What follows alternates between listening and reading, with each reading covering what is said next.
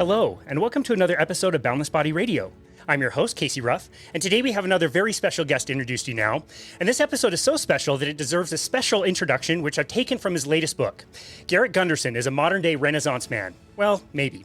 Garrett is an Inc. 500 founder of a financial firm and an amateur barista, a rookie fly fisherman, and a Wall Street Journal #1 best-selling author. By the way, those books include, but are not limited to, Killing Sacred Cows, Disrupting Sacred Cows, and Money Unmasked, which was released on October 3rd, 2023. Garrett is a public speaker who's delivered hundreds of keynotes and a mediocre guitar player at home. A bow hunter, Trager grill semi-pro, wow, former CrossFitter, and a whiskey sommelier, which is real and just as douchey as it sounds. Maybe the best way to get to know Garrett is from a few notes from his wife, Carrie. Garrett is a man who can only drink tequila under supervision, a man who will stop at nothing to provide his wife food if she gets hangry. Self-preservation, really. A dad who is totally cool with letting his kids go anywhere with him in any costume they had on. A man who can't fix a toilet, but can help you become financially independent so you can hire someone else to do it for you. A man who supports his wife meditation, even if she is just sleeping. A father who loves and adores his sons for exactly who they are. A son who loves his parents with all his heart. A man loyal to his friends and family, but most of all to his values. Garrett and his lovely family, his wife Carrie and two sons Breck and Roman, and their dog Phoenix, have all become clients and very dear friends of mine, and it is the highest honor to welcome Garrett to Boundless Body Radio. Welcome to the show. I think it's Phoenix's favorite time. He just comes into the gym and does downward dog and gets in our way while we're trying to do exercises, but he gets so many pets. He's always there. Oh, it's great. Yeah, he's really nailed the downward dog, too. It's almost like really natural to him. Oh, man. Well, I do mean that this is going to be a very special episode for you. This is going to be the last day you can ever say that you weren't a guest on Boundless Body Radio. Have you fully contemplated that and taken that in? I don't know if I ever will. I just think the trajectory of the life of yourself and your family is just never going to really be the same after today. And I just, we see a lot of our guests turn to drugs and alcohol and all kinds of different things with the pressure. So I hope you're centered enough and ready for that. Well, hopefully it'll be the right drugs. The problem with alcohol now is I drink it and I can't sleep. I went to the U2 concert at the Sphere, the opening night, drank, and then just stayed up all night, and then had a hangover the next day while I flew on 2 flights to get up to Canada. So I was like, the memories are great, but the pain was real. Yeah, exactly. It becomes less and less worth it over time as we get older and older. It's not necessarily worth it. Yeah, when I'm a kid, I didn't worry about whether I had a good night's sleep. When I was I remember in my early 20s, drinking a massive amount of tequila one night and doing a 7 a.m. appointment the next day, smelling like alcohol, but feeling fine. No big deal. Yeah. Can't pull that off. Can't pull that off anymore. I could just think about it and start being in pain. Oh, man. Yeah, brutal. I'm amazed that people are alcoholic because that's a real commitment. That's a real commitment to keep going every day. Every day. Just power through. People have it, it's great. I had a rough week, and there's this Peroni beer sitting in my fridge. I'm like, that would be nice, but one beer, what's it going to do? And I don't ever want to drink because I'm not feeling great, because it'll just probably make it worse. Yep. No, absolutely. That's awesome. Well, today we're going to be talking about money. And for our listeners who are used to us talking about health and fitness, they might not think this is relevant, but I think the listener can probably relate to both. You and I have had periods of time in our lives where we've had more money and we've had less money. And I can pretty much tell you there is a difference in your overall health if you don't have this sorted out. Would you agree? Yeah, especially if you have uncertainty around cash flow, when there's not consistent cash flow coming in, or you're not sure where the next, dollars are coming in, that could be a heavily concerning time that can disrupt your health, because it's more like a chronic stress that runs in the background on a regular basis. And so there's a lot of people that spend optimism. They have a good month, so they buy more things. And then the next month isn't quite as good, or something happens that is a change with their family, with their health, with their, you name it.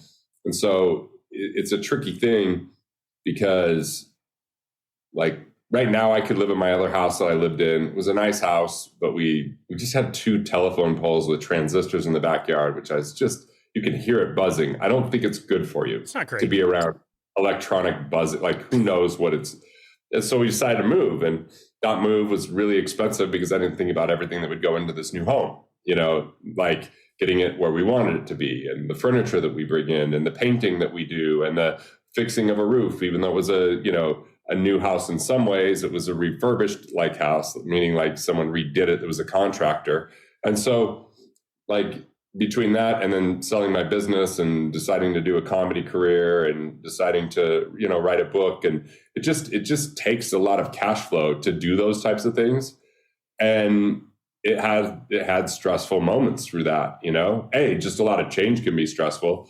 Selling a home, buying a home, selling a company, starting a new career, doing new things in that career you've never done before, going on a comedy tour, having people I love move away. That was a really stressful time in my life. And I did have my money figured out during that time overall. I had a lot of money coming in, but I was also spending a lot of it because it was coming in, and it was coming in from a licensing deal and part of the sale of my company. And so I found myself to be a little bit more reckless with it.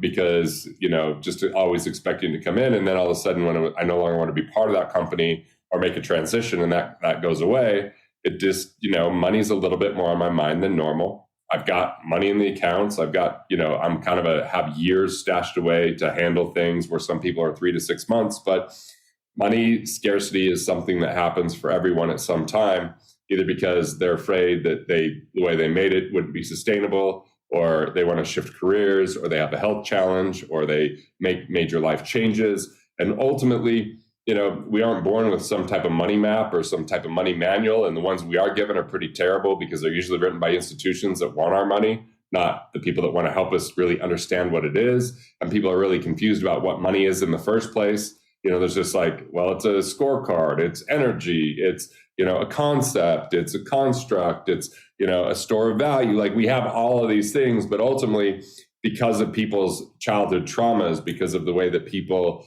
don't process their emotions, because of the way that we stunt our growth, because we're immature in some areas, even though we might be very mature in other areas, I just find that our relationship to money is merely a reflection of the relationship we have to ourselves. And when we feel a lack of confidence or uncertainty, money starts to become part of that, lack of confidence and uncertainty.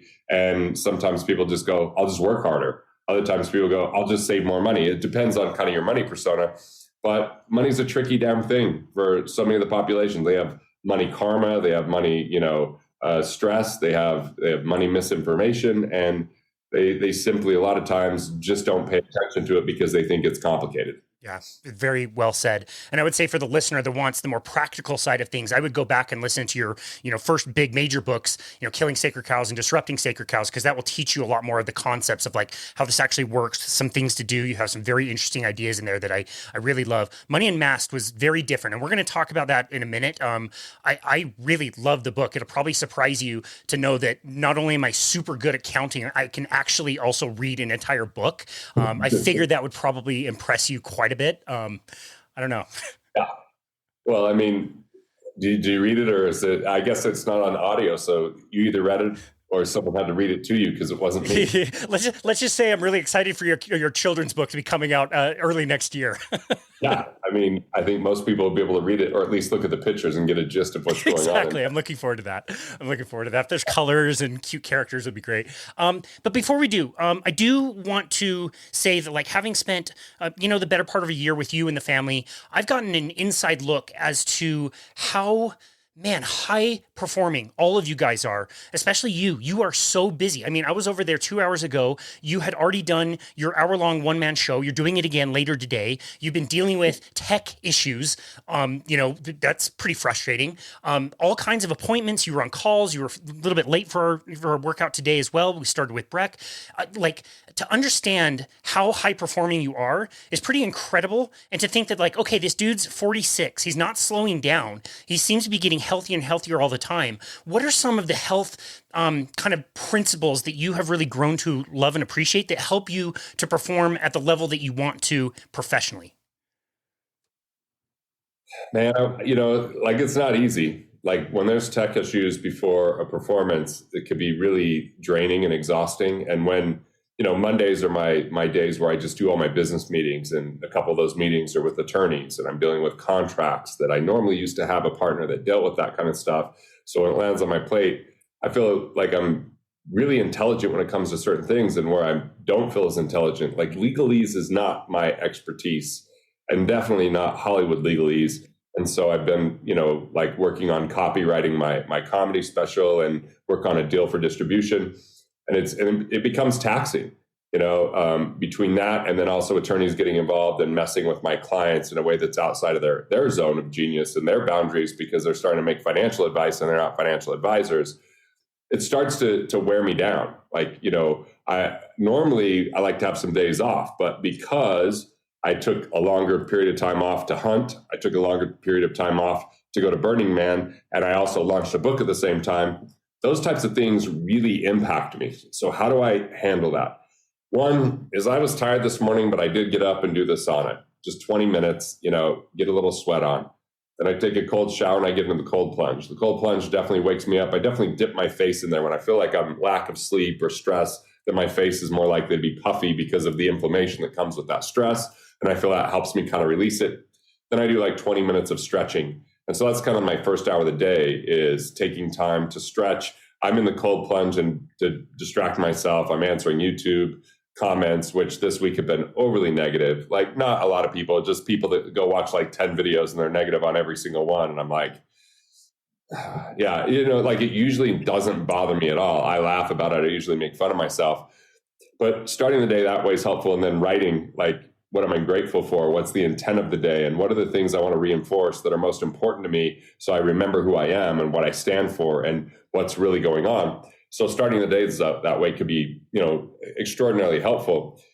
If I could just eat meat, then it would be fine. I'm just like, when I'm stressed, like yesterday, I ate so much candy. It was just a breakdown emotionally. Like after having the barometric pressure drop while I was in Toronto, all my sinus pressure went to the front of my face. I wanted to record some of my audiobook, but I sound stuffed up right now. So like that kind of impacted me. I was in a lot of airports that had a lot of delays and I had to end up sitting in middle seat on one of these planes. And like, these are privileged problems I get, but they just weigh down on my psyche. So I got to make sure, am I working out? I didn't quite eat properly. So what could I do to kind of deal with that? Well, intermittent fast, I'm going to get back on track. So today I had eggs and meat for breakfast, and what I'm finding is, like, what I would love to do is just go get some nicotine. I don't smoke, but you could take nicotine sprays. You could take, Hape. Like, I feel myself wanting to go for that because of the unease and the pain. But then I just have to realize, like, pain is part of the gift. It brings up the emotions that might be unprocessed. And ultimately, Casey, I felt a little bit sad this week. I feel best when I'm talking about these things, when I write about Money Unmasked. But the thing is, I'm a human being that still has emotions and still has struggles, like coming home late on a Sunday, my energy was kind of depleted because I didn't have my normal routines where I might go for a walk with Carrie, or I might, get my workouts in with you 4 times during the week, or I get my sauna and my cold plunge, or get my stretches in. Sometimes being on the road disrupts that. Plus, I drank the one night when I was in Vegas and that disrupted my sleep. And so there's kind of this compounded effect of selling a business and then having a small business that has big opportunity and trying to keep up with that. So how do I deal with it is maybe go outside and walk barefoot and get a little bit of grounding and earthing that way. Drink more water, get more sleep if at all possible. Like I've been going to bed a little bit earlier, but I'm also waking up a little bit earlier and I'm trying to get myself to go back to sleep or at least meditate. So I'm kind of working that, but it doesn't always cooperate, right? Movement. Right? That stretching. I mean, it comes down to a lot of the basics that we've always learned all along. What we eat, what we drink, how much sleep we get, how much movement we have. And if we can just basically be out in the sun so we get some vitamin D. I'm thinking I have less vitamin D right now because I haven't been out in the sun. I haven't had my shirt off out in the sun because the weather's gone down and I'm not taking any vitamin D supplement. So it could be a compounded effect of all those things, but just because I write a book about money that has a lot to do about prosperity and feeling abundant doesn't mean that I don't have bouts of scarcity. That doesn't mean that I don't get off track. It's just I get on track a lot faster. Like in the past, I would be in these ebbs and flows where I would be in such a flow state for months at a time, being so crazy productive.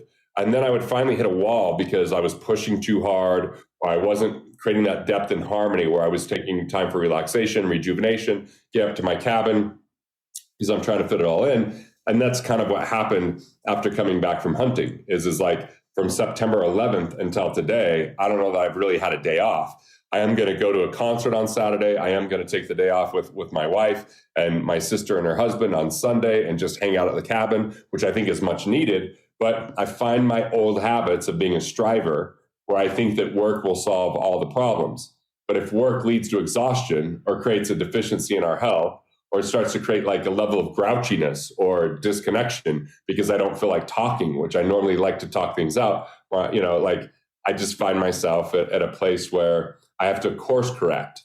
You either course correct or you get forced into corrections. Forced corrections are surgeries, they're health breakdowns, they're organ failure, they're loss of relationships. There's fatigue that goes beyond where you just you start to lose a sense of hope. And so it has to be course correction along the way, which means creating a little bit of space, which means redefining timelines, which means recalculating priorities, which means designing a life that you don't want to retire from and examining the game that we're playing. And I'm saying in my game, what is it that I need to reduce and do less of?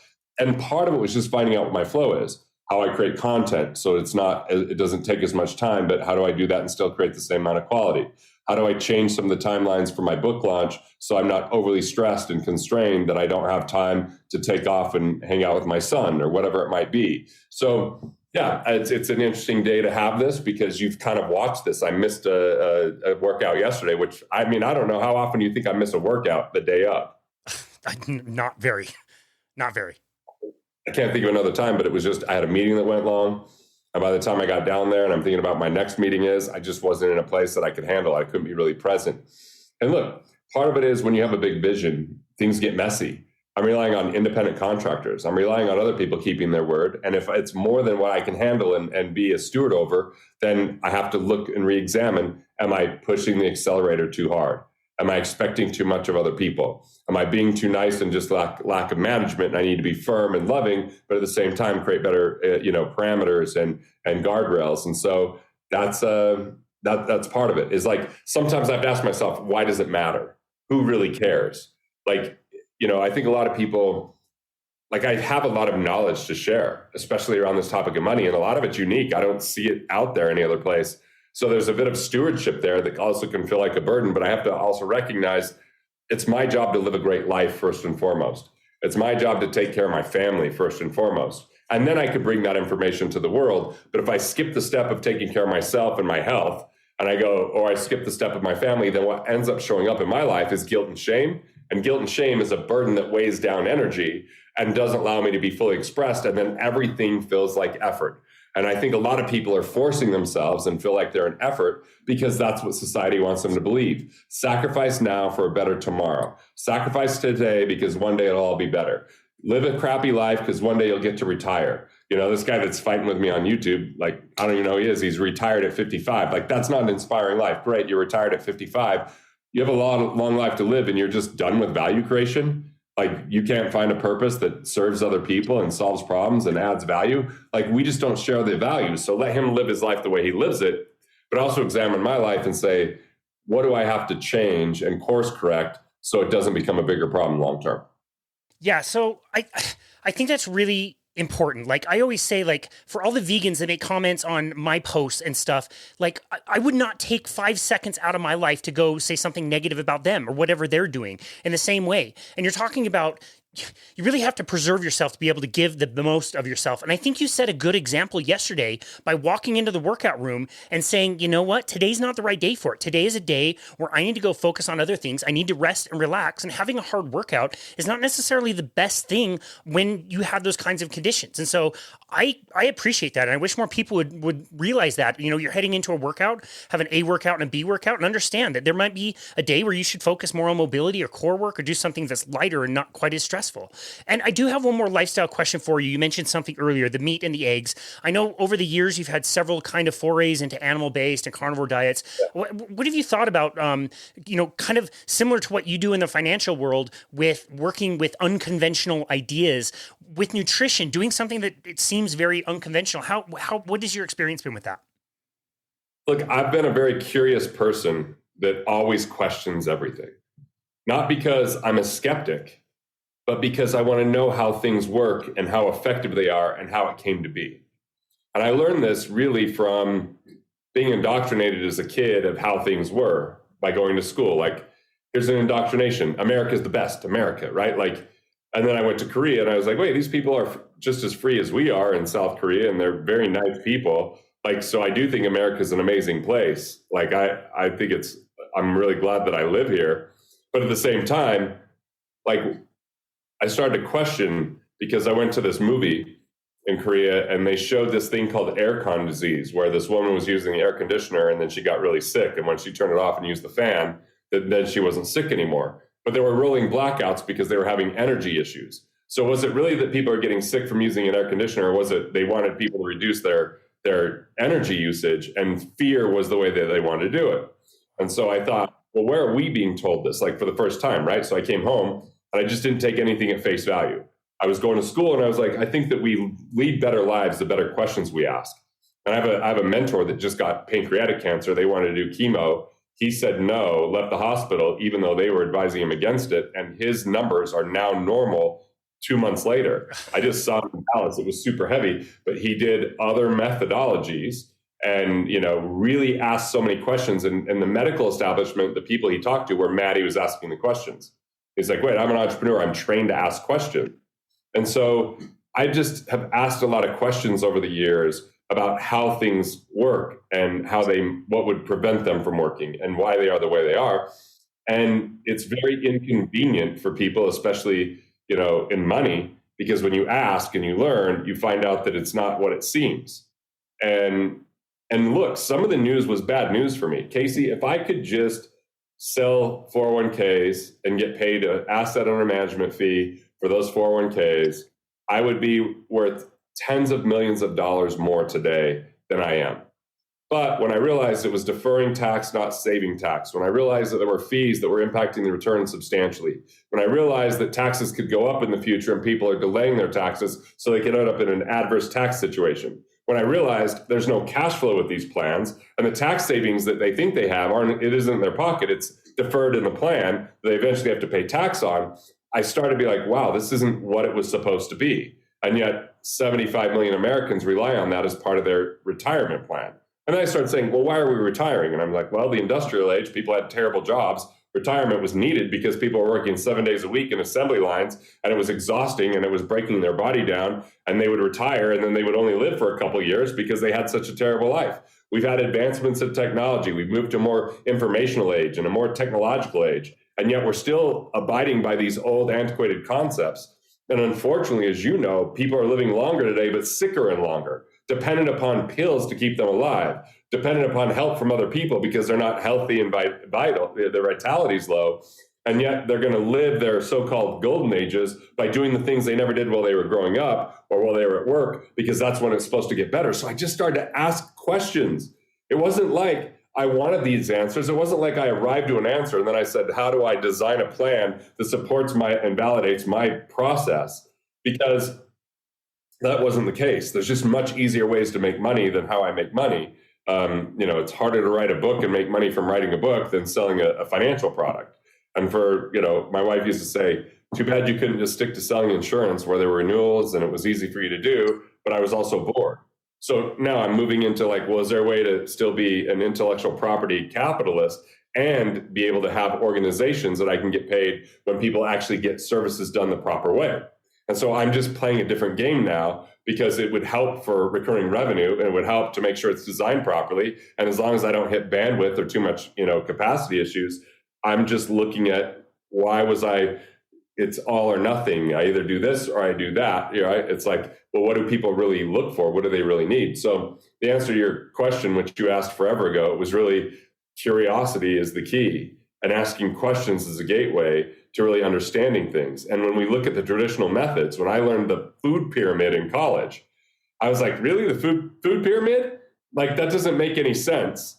And asking questions, but there was the indoctrination of this is what we've always been taught. Okay, low fat, high carb, low fat, right? So no fats for the brains, not any good fats. We're just calling all fats fats, and it's the tiny amount to have.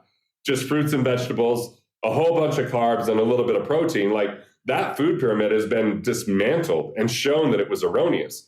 So when I started reading Rob Wolf's work, and I was like, wow, paleo makes a lot of sense. It worked for me in my life in most ways. Where it didn't, my wife said I was boring. She's like, you know what? I hate going to a restaurant. You're asking tons of questions. You're the obnoxious asshole that can't just accept the food. You want to know what everything's cooked in and all this kind of stuff. And I was like, yeah, I think the body's resilient enough that I don't need to be that strict every single moment. And she also said I looked in the mirror too much, was getting too vain, and she doesn't really care, as you know, about that kind of stuff. She just wants me to be healthy. But there's a level of stress that comes with trying to be perfect. And unfortunately, the way that fitness has worked is that people go and they do their strip down where they're eating chicken and broccoli and they're only drinking water and they're working out multiple times and they do all this stuff to look shredded with their veins popping. And then they post pictures of that as if that's how they look every day. But then they go back to their normal life. Then we live up to this impossible standard and we don't choose to be fully happy about who we are because we don't look like that projected image that might even be photoshopped, that might be, bronze tanner that's involved in it, whatever it might be, because we think that that's what it takes to be loved. And sometimes it's just us loving ourselves for who we are. I still judge myself and my body, and when I'm more healthy versus less healthy, I see pictures when I was on carnivore versus now. I start to get in this comparison game. And the reality is I'm probably the only one that really cares. And it probably really doesn't matter all that much. But because somewhere along the line I thought it did, from the time I was a kid, and I saw people respect it or admire it or talk about it or be attracted to it, I said from the time I was a kid, I always want to make sure I take care of myself. But what take care of myself came from a rudimentary place in a very early developed brain that then becomes a permanent image that's impossible as like an Adonis complex. Like, I've never gotten to the point where I'm that shredded because it was so boring. It is so tedious. And I'm not a fitness instructor, and I'm not posting pictures. Like, look at me. I once got shredded in 2012. I put the pictures out online, and my wife was like, "What is this about? This isn't like a turn on to me." And then she's looking at the comments, being like, "Is this really what you want to put out there?" So that's the thing is we have a lot of antiquated systems, we have a lot of antiquated beliefs, and we have to look at who's profiting from those beliefs and why there's people that are so avid to speak against anything you do, that their way is the best way to do it. And look, I think that there are some variances in blood type that can impact maybe what your food is and food intake and all that kind of stuff. But what I know for me and for my son Breck is the more meat we eat and the less carbs we have, and even as strange as it is, I always thought that the one thing everybody could agree on was vegetables. But now you're telling me the vegetables are evil and they're destroying the body or whatever. I'm just kidding. But I think we have to kind of look at the trial and error and also what works for our lifestyle. I love that. Thank you for that foray. I love that answer. So let's talk about your book. And I want to tee this up by saying that recently I invested in an immersive experience with you. I got to go up to your cabin and spend some time talking finances. You gave me this book several months ago, and all of this has really surprised me. The book itself is not what I was expecting about a book that's about money and finances. And mainly because I'm an asshole and you kind of figured like, wow, this seems like a genuinely nice person writing this book. Probably. Yeah, probably. Yeah, exactly. But I remember sitting down with you up at your cabin, and I know again you're unconventional, and I didn't know whether we'd be discussing finances or investments, what I should spend my money on and what I shouldn't. And the first question out of your mouth was, "What is your first childhood memory of money?" And that took me back, dude. I knew. I didn't know exactly what to expect, but I wasn't expecting that as a question. Why did you ask that as the very first thing that you said to me that day? Look, when I wrote Killing Sacred Cows, I had no idea where scarcity came from. I thought maybe it was like passed down through stories, which that is part of it. And even passed down through behaviors, which that might be part of it. But I really think a lot of our scarcity and our belief around money happens at a very early age, which is from our first memories of it. Was it a good memory? Was it a bad memory? Was it one that was scary? Was it one that was hurtful? Was it one that, we were told there's not enough, we can't afford it, like you're greedy, like whatever it is, when our mind hasn't even been developed, when we don't know how to deal with that information. And so based upon what I knew about you and how you felt about dealing with money and addressing money and tackling all that, I thought that there might be something that you could glean from going back to that early memory and find out, was it a positive or negative memory, or was it just simply like, what was your reaction to that thinking? And was it strong enough that you'd still remember it today? And so, if we go into the childhood work, we could find out where the stem of our belief systems are that serve us or harm us. Yeah. Well, it's very interesting that the first memory that came up was me stealing from my parents to buy candy. Of course, that's going to have some impact in my life and affect the way that I think about money. Your book illuminated lots of different principles, which reframed a lot of things for me. Can you talk about the win then play and the way you look at different games? Look, man, this is a tough game in life because there's forces that work against our natural flow. And those forces come from societal norms. Society would have you believe, and look, even probably your parents or grandparents would have you believe, the more educated you are in the system, the more valuable you are to society. We still see, even though it's happening less and less, that to be a doctor or to be a lawyer means that you've made it, means that you are prestigious. We're starting to watch that break down in society because of results and because of insurance plans and because of the state of health of people. But this indoctrination is the more we learn in books, the more smarter we are. But the problem is sometimes we just become really good at taking tests. And yes, we learn about all these topics in a very general sense. And yet the way that learning is happening now is changed because of the internet and because of, the early days of AI. And so what happens is people end up around money and around, these games going, I need to check the boxes that society tells me is important. The size of my house, the type of car that I drive, the degrees that I have, the how nice the stuff I have in the house is, the clothes that I wear. There's all these check boxes society continually tries to get us to buy into. The keeping up with the Joneses, from what we see in Hollywood to what we watch on commercials to what we read about. It's this indoctrination of what societal norm is, and that our value is in our materials, and our value is in our degrees, all these things external to us. Our winning game says, what if we ignore all that and we look at what fulfills us? What do we really want if you strip all that away? If we said it didn't matter how we looked, what we drove, where we lived, but it was simply about what really brings us joy. And most people see that as frivolous. That's what kids do. They think about things that are exciting and they dream big and they want to be astronauts or whatever it might be. That's kids play. Now it's time to be an adult in the real world. Are you going to check these boxes and go up this ladder? And that's either playing not to lose because we're holding on to what we got, or playing to win because we're chasing something we don't have. Both forms of scarcity. But if we could say, what if we design a game worth playing? What if we design a life worth living? What if we design the life we don't want to retire from? And that game is something that we enjoy the process along the way, enjoy life along the way. Then we've actually found win in the work, not just in the outcome. Society wants you to get to outcomes. And once you have that outcome, you're valuable. Once you have that outcome, you're validated. I want you to get to the place where the work is the validation, because it's work that you enjoy, that you grow in, that you want to do for long periods of time, you're not trying to get rid of, and that it's worth the difficulty, because work sometimes is difficult. Developing a skill set to write a book, developing a skill set to do comedy, developing a skill set to be articulate, that requires reps, that requires work, that requires coaching, that requires taking a leap on ourselves. Society wants you to leap into their arms and they're going to let you down. You got to leap into yourself and say, do you trust yourself to know what you truly want? Not what well-intentioned preachers, teachers, family, and friends think you should want. Not the box society created for you, which is more, bigger, better, faster. But where you say, this is how I want my days to go. This is how I want to invest in myself. This is the lifestyle I want to build now and in the future, not just one day, someday.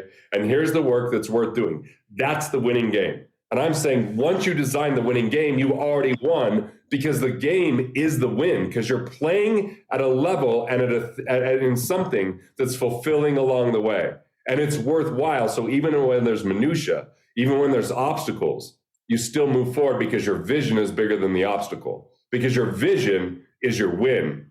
And then value is how you deliver that vision. And then prosperity becomes kind of your state of being.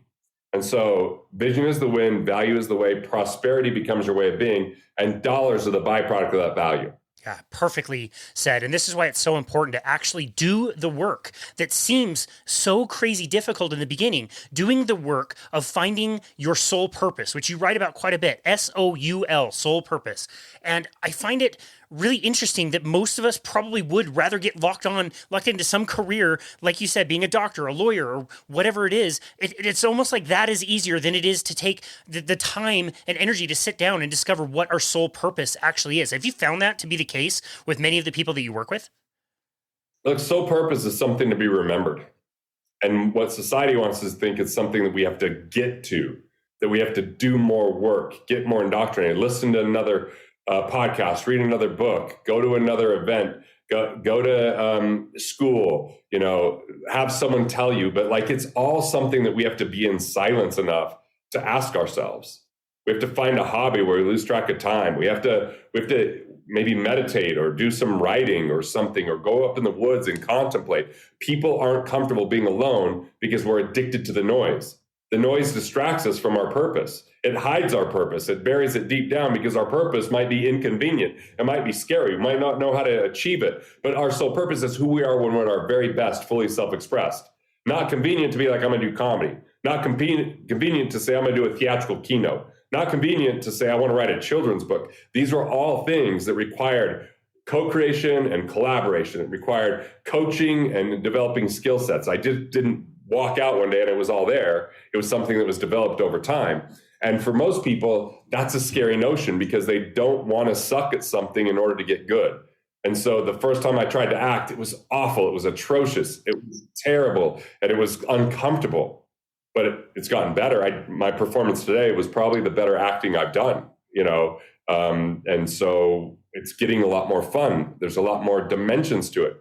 But we have to remember our soul purpose. I feel like it was born within us, but then we think it's outside of us, so we're chasing all of this stuff to try to find it. And a lot of that chasing is helpful because it's a road to don't. What don't you want? What don't you want to do? What's not working for you, right? That's the key. Yeah, Mark Manson writes about that a little bit in The Subtle Art of Not Giving a Fuck. Like, he wanted to be a rock star. Of course, wanted to be a rock star. But did he want to actually practice and go do a bunch of shitty gigs at weird times over the weekends? Like, no, he didn't want to put in the work to do that. So he learned the things that he didn't want to end up finding the things that he truly wanted and was very good at. So I love that explanation. Yeah. Another thing that you do in your book very well is talk about your money personas. And I would recommend to the listener, definitely go to your website, Garrett's website, and go take the quiz. To my dismay, I learned that I was a miser. We can attack this anyway. People don't love getting that one back. I didn't love that. I didn't love that one. I wasn't totally surprised, I have to say, but yeah, I didn't exactly love that one. I know you've had periods of time in your life that you write about where you kind of found yourself in that same spot. And we don't have to go over all of them, but I love the way that you show what the persona is, and then we flip the script in this really interesting way that just works with how you already are. Let's just use those skills to help you succeed rather than say you suck at this and you're never going to be any good unless you do all these different steps. It's like, no, let's work with how you are so that you can improve. Yeah.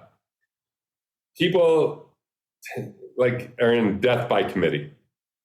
Hey, tell me what to do. Is this the right thing? I don't want to make a mistake. Is everyone going to accept this? Is everyone going to like this? And we spend so much time and energy trying to avoid mistakes. But mistakes are part of the process. Mistakes are part of the ingredients. It's part of how we learn.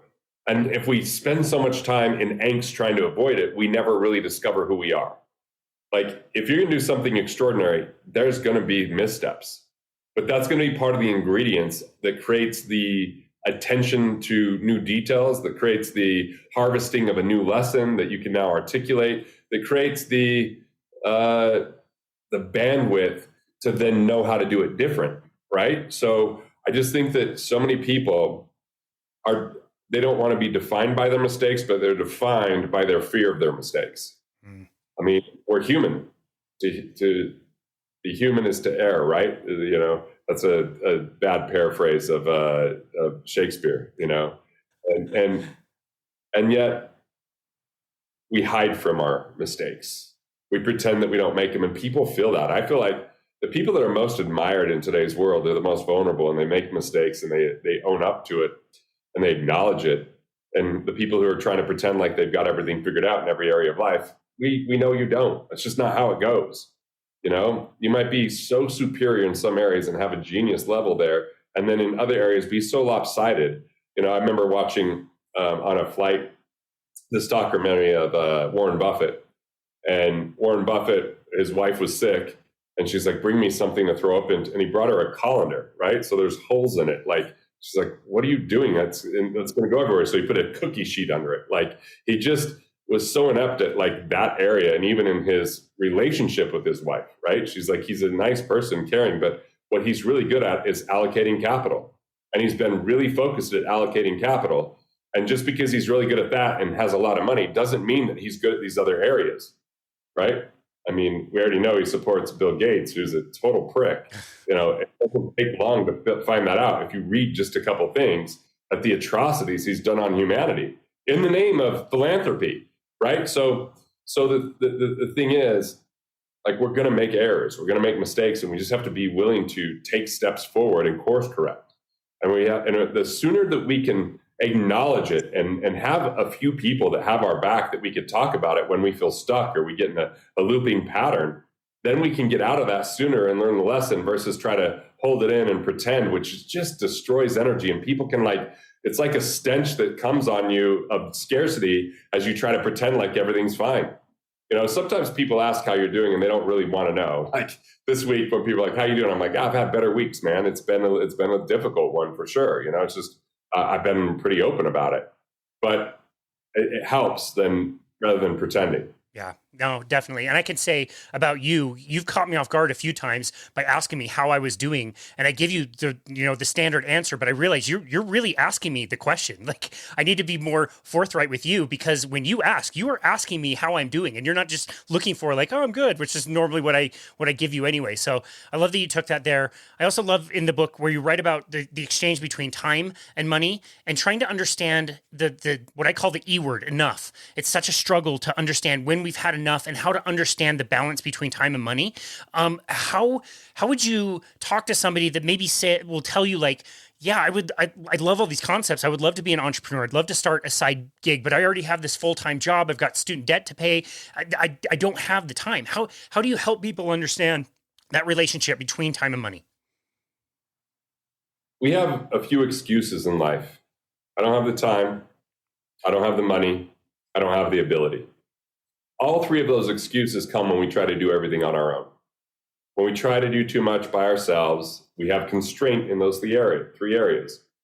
Part of it is a lot of us have the time, but we get really caught up in escapisms. My escapism is going to be I start watching some TV series late at night, or I start picking up the house and fix stuff that didn't matter, but I need to have that done in order to do the next thing, right? Like we find those escapisms that start to infringe upon our time, or we're just not strategic with our time. And we say yes to everyone as a people pleaser, that it infringes on our time, or we have too many things on our phone that are, anyone's, to-do list that comes into our inboxes.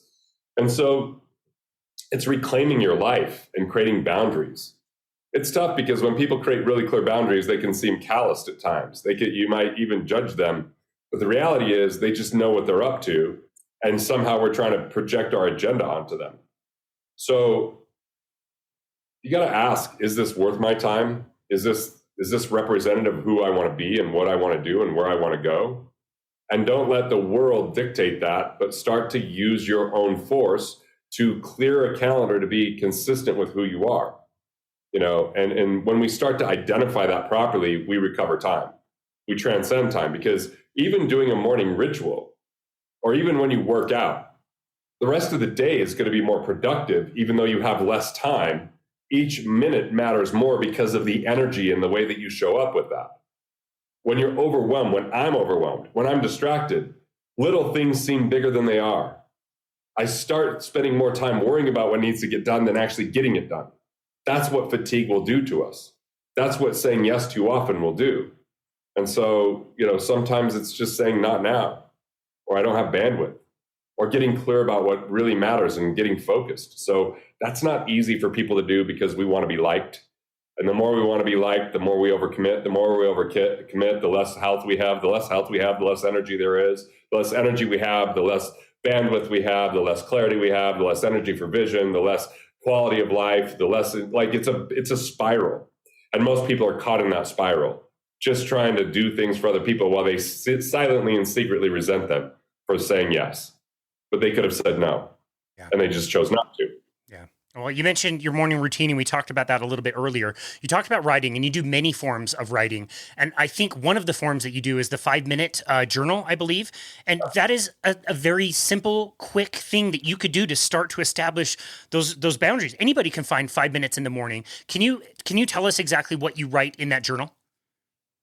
Yeah, I mean, I start with what are the 3 things I'm most grateful for? Then the second 3 is what are my intentions for the day? And then the next piece of what are my belief systems I want to reinforce that are most important as my operating system. And then I review, before I do those 3 things, some people they say that you should do what's the 3 best parts of your day and 1 thing you learn before you go to bed. I just do it first thing in the morning. 3 things that happened the day before, and then 1 thing that I can just say, oh, this is what I learned. And then I go right into the 3, 3, and 3, or the 3, 3, and then all the reaffirmations or whatever you might call them. And it's just the format of the journal. And I do that the second I sit in the sauna before it warms up. So now the sauna's warming up while I hurry and write that, and I'm just starting to sweat when I finish it. So I just throw it outside the sauna, and then I get my sweat on. And then at that time, I'm usually, while I'm sitting in the sauna, I just clear stuff off my plate. YouTube comments, email, text messages, so that I kind of start the day where that's all out of the way, and then get the cold plunge. So my morning ritual has ebbs and flows. There's times where I'm meditating and I'm listening to spiritual talks, and I'm really taking time to write just for myself to process my emotions. What have I not accepted? What have I not forgiven? What have I not chosen to love? That's in my energy field, right? And I'll write so I can process that. What am I judging or hating or shunning or projecting? And then I'll write that down, and I'll work on that same process. And then what's the truth of who I am, and who, like, what is the truth of at the core of all this? And then what did I learn from my meditation, and what am I committed to for the day? Like, that's, if I have a longer morning, or I'm like, that's what I really am committed to tomorrow morning, since I'm kind of in a place where I'm less than 100% right now, where I feel a bit of heaviness, where I feel a little fatigue, where I feel a little bit out of sorts and not quite in flow, because there's that sense of overwhelm. Yeah, it occurred to me as you were talking about boundaries and setting that up, that would be a good small way that people could start with that. I'm willing to bet that the YouTube guy leaving you all these comments is probably going to make it in the journal at some point this week.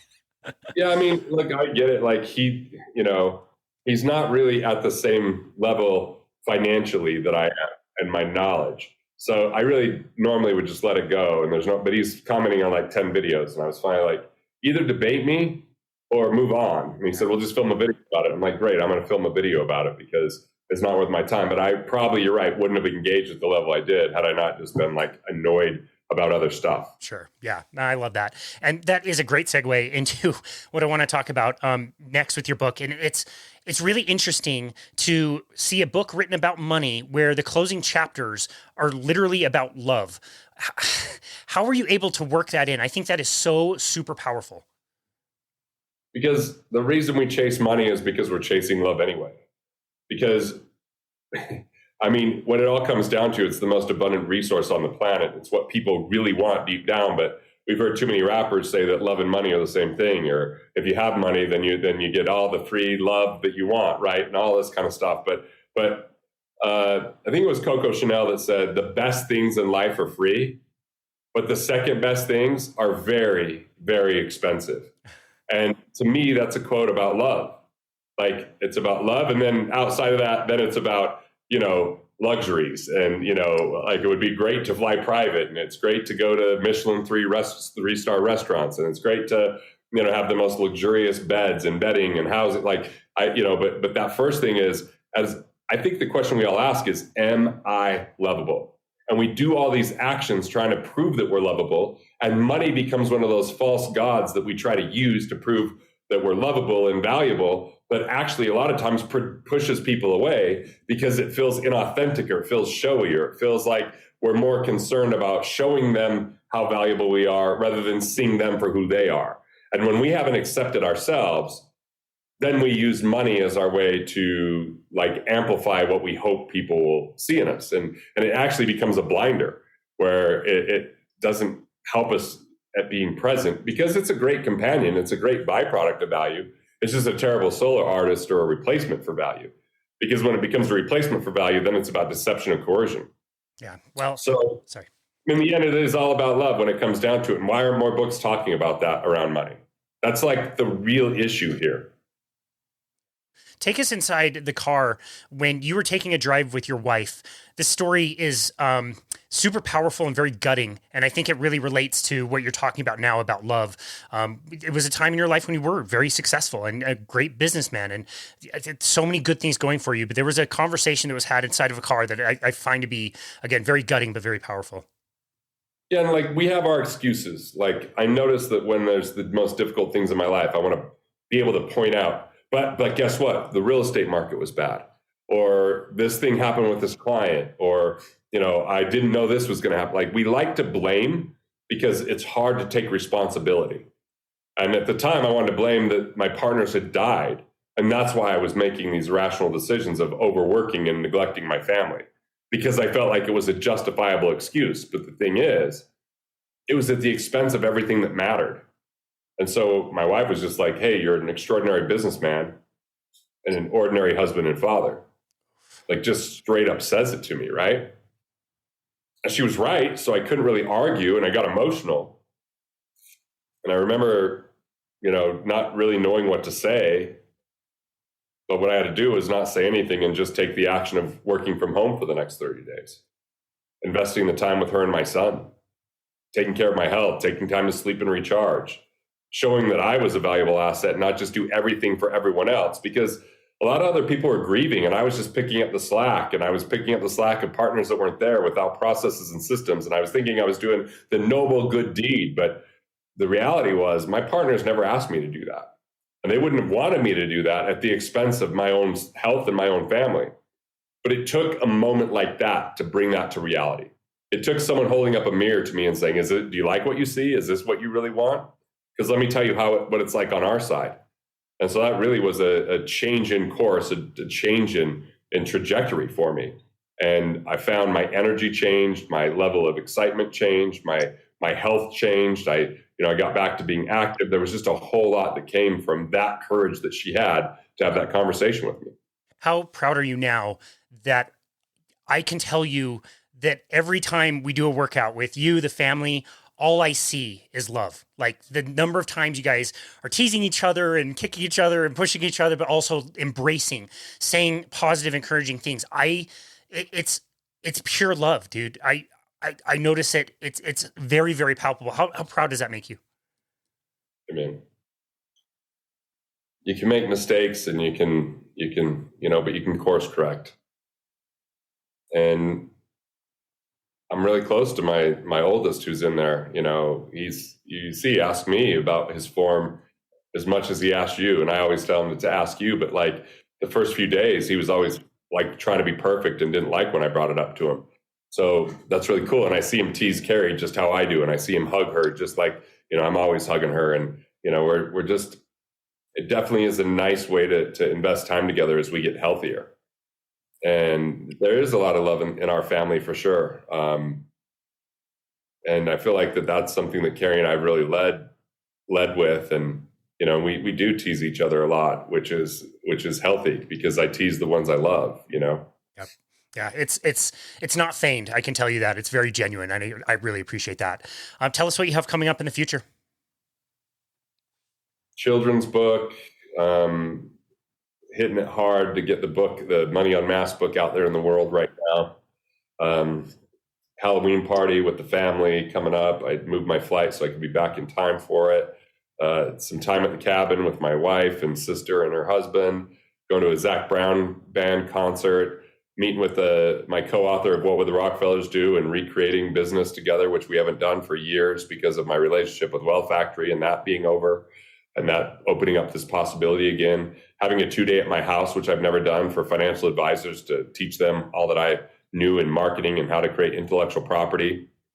So yeah, it's a big year. sometimes I forget how great some of the things I've done are. Like Money Unmasked, I'm proud of, man. It's a piece of my heart, and I feel like I think it's really making an impact already.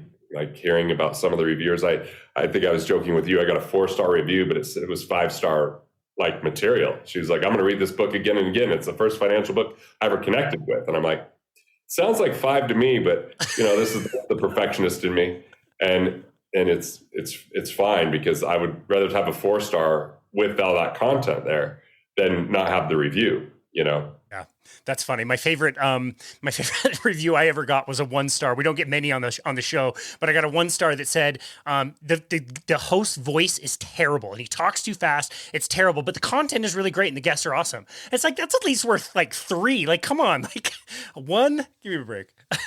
I shouldn't have put it. I apologize that I went on there and did that. It's okay. It's okay. I'll forgive you. I work for you, so what choice do I have, right? Real quick before we let you go, tell us a little bit more about the children's book and what message you're trying to send. That they are their greatest asset, and that the amount of money they have is nothing about the amount of value that they could provide, and that money is really helpful to be happy about your basics, but it can't make you happier just because you have more of it once the basics are handled.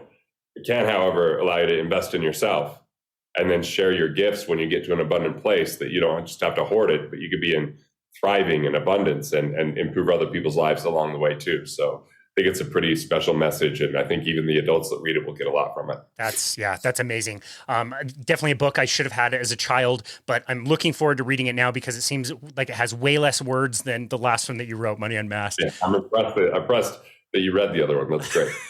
Good. Garrett, this has been an awesome conversation. I've really enjoyed our time together, and enjoyed our time together this afternoon. Where would you like people to go to find you and connect with you and your work? GarrettGunderson.com, or you can subscribe to my YouTube channel at Garrett.live in any internet browser, or /Garrett Gunderson TV when you're on YouTube. We'll take you there as well. I have a blog because I like writing. I haven't been writing as much with the book coming out right now, but usually that's 2 to 4 blogs a week. Some ladies like, I've read every blog. They're very long. Yes, they take 10 to 20 minutes to read. I put the full amount that I possibly can out there, right? So, yeah. Awesome. We will be sure to link those in the notes, and I can confirm that those blogs are also very long. And I have read some of those too, so I'm not so bad. Easy to do it, you can do it, That's amazing. Garrett Gunderson, again, thank you so very much. It's been an honor to work with you and the family, and it's been an honor to host you here today. I hope you can control your life after this gets released with all the fandom and everything that's going to go down. But I think I'll try not to let it go to my head, dude. I think you'll do okay. So thank you very much for being on our show today. We really appreciate you. Thank you so much, man. And this has been another episode of Boundless Body Radio.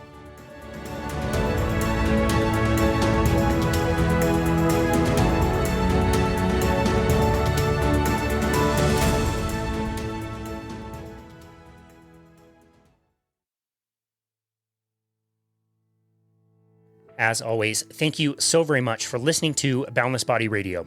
I know I say this all the time, but I really do mean it. It has been such a joy to make and produce this podcast and to watch it grow. Our business started in the pandemic in July of 2020, and we started the podcast in October of 2020. So it has been 3 years now, and to see that we have generated over 400,000 downloads worldwide is just simply unbelievable to me. This year in particular has been such a blast to travel to different health conferences and not only meet some of our amazing guests, but also to meet many of you, our listeners and supporters. We really just can't thank you enough. As always, feel free to book a complimentary 30-minute session on our website, which is myboundlessbody.com. On our homepage, there is a Book Now button where you can find a time to speak with us about health, fitness, nutrition, whatever you like. We've loved chatting with people all over the world and many of you out there to bounce ideas off each other or to try to come up with plans to achieve specific goals, or even if it's just to reach out to introduce yourselves, we would just love to meet you and connect with you there. Also, be sure to check out our YouTube channel if you'd like to watch these full interviews, and also the shorter interviews on more specific topics that are taken from these full interviews. We've gotten really good feedback over there. It's also a really fun way to interact with people who comment. We read and reply to every single YouTube comment we get. So head on over there if you want to start a conversation and watch these videos. As always, if you haven't already, please leave us a 5-star rating and review on Apple. It really is the best way to make sure this podcast gets out there to more listeners. We've been able to keep Boundless Body Radio ad-free for 3 years and really want to continue to do so. And so your 5-star ratings and reviews are the best way to support us at Boundless Body and support the podcast. Cheers. Thank you again so very much for listening to Boundless Body Radio.